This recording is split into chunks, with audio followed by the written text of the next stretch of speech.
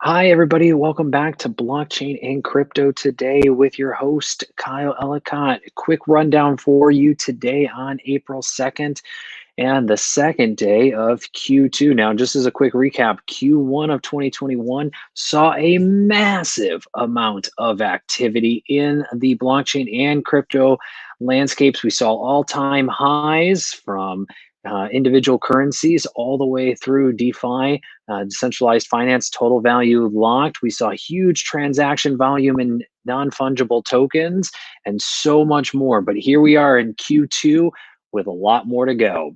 All right, first up, Coinbase. Coinbase yesterday announced that they will begin public trading of its stock on April 14th. The company will be listed on the Nasdaq and trading under the ticker symbol COIN. Also, for those paying attention closely to this story, they also said, the company, that they will be having a early earnings call on April 6th to preview the rest of 2021 and provide outlook along with guidance on the year ahead. So stay tuned for that. The Bank of Thailand, or BOT, is set to begin central bank digital currency, or CBDC, tests in 2022, next year. The Bank of Thailand has set this agenda for the retail use of the currency, along with preliminary testing protocols, all again looking to begin early next year. We also have the Bank of Jamaica and a few others that are going to be testing around the same time. So 2022, if you're paying attention, central bank digital currency, CBDCs, it's going to be the year. All right. Next up, CoinShares has partnered with 3iQ to launch a Bitcoin ETF on the Toronto Stock Exchange, also known as the TSX, in early April, pending regulatory approval.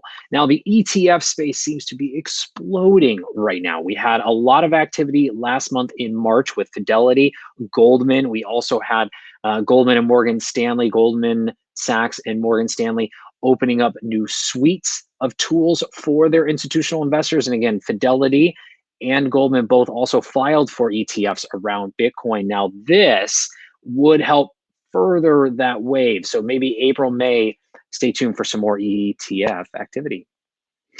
Cardano continues to be in the news. Smart contract upgrades earlier in the week, along with today's news that the blockchain has received its first liquidity aggregator in Orion protocol. So something to stay tuned for if you're watching the development of that ecosystem.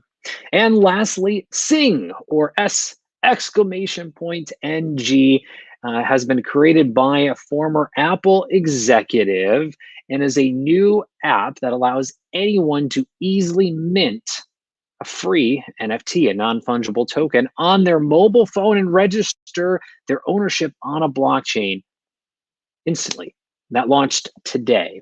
The application is targeting artists, musicians, and other creatives as a quick, easy way to establish their artwork, their song lyrics, intellectual property or IP, anything that's associated with them, and the date of which it was created. So again, we continue to see these developments in the NFT space, non-fungible tokens, and we're going to be talking about that here in just a few minutes with investors from around the world on VC TV, and spoke a little bit more in depth about it yesterday as well. So make sure to check out the archive on LATOKEN.com for those, and to hear more from the entire VCTV family of investors as we come together to break these topics down, as we're going to here in just a few minutes.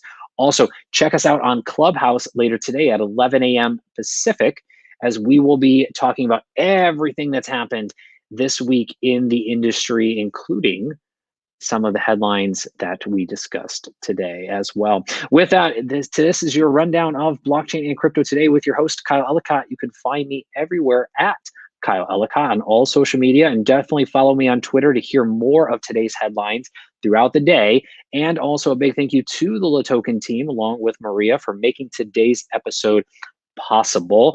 And we'll see you here in just a few minutes on VCTV. Take care, everybody.